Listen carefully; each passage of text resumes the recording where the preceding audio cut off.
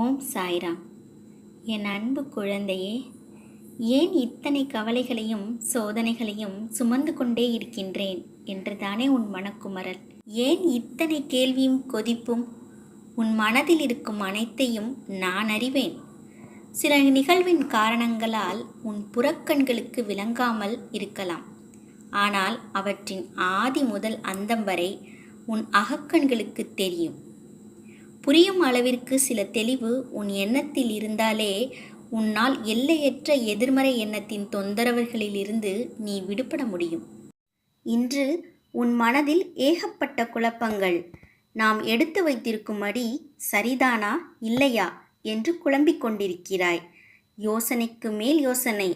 நீ என்னதான் யோசனை செய்தாலும் உன் காரியம் சிதறாமல் இருக்க எனதருள் வேண்டுமல்லவா?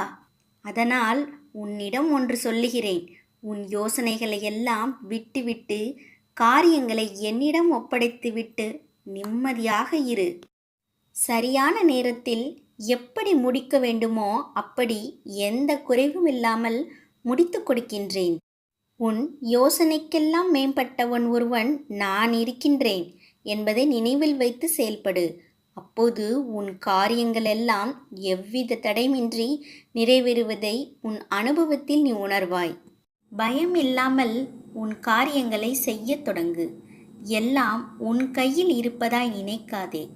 உன் வாழ்க்கையில் எழும் அனைத்துமே முந்தைய பிறவியின் எதிரொலி. எல்லாம் சரியாகிவிடும். பயப்படாதே. கஷ்டங்களால் துவண்டு போகாதே. அது உன்னை வளரவிடாது. ஒரு செடி நன்றாக வளர்கிறது. பூச்சி வந்துவிட்டால் அந்த செடி நோய்வாய்ப்பட்டு அழிந்துவிடும். அதற்கு உரம் மருந்து என போடுவது அதை நன்றாக வளர்க்கத்தான். அதை போலவே தான் நானும் உனக்கு சூழ்நிலைகளை தருகிறேன். எப்போது கஷ்டம் வந்தாலும் அது சரியாகும். எல்லாம் கடந்து போகும். என் வாழ்க்கை பாதை அன்பு நிறைந்ததாகவும் அழகானவையாகவும் மாறும் என்று திடமாக நம்பிக்கை கொள். சாயப்பா தான் இவை அனைத்தையும் செய்கிறார் என்று முழுமையாக நம்பு. உன் மனதில் இருக்கும் அனைத்தும் நான் அறிவேன். உன் எண்ணோட்டம் என்பது என்னிடம் வந்த பிறகுதான் உன்னை வந்து சேரும். சில நேரம் ஏன் சாயப்பா எனக்கு இந்த குதர்க்கமான எண்ணங்கள் தோன்றுகிறது? நான் இவ்வாறு யோசிக்க மாட்டேனே.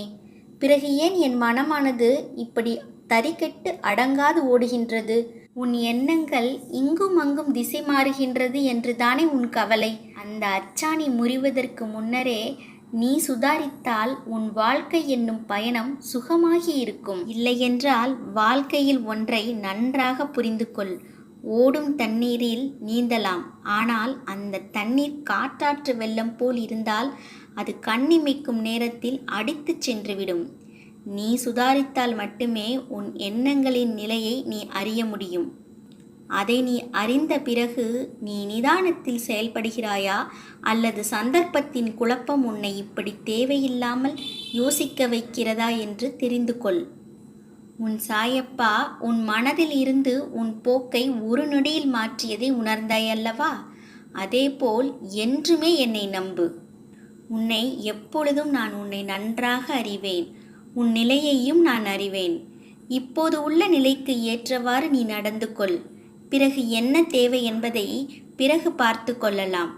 முதலில் நிகழ்வு சூழ்நிலைகளை புரிந்து அதற்கு ஏற்றவாறு நடந்து கொள். கஷ்டத்தை துரத்தாதே. அது உன் கர்மாவை நீக்க உன் சாய்தேவா உனக்கு கொடுக்கும் ஆசீர்வாதம்.